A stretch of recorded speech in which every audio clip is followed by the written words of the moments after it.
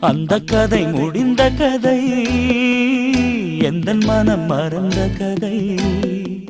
என்ன செய்ய விடுகதை போல் என்னுடைய பிறந்த கதை.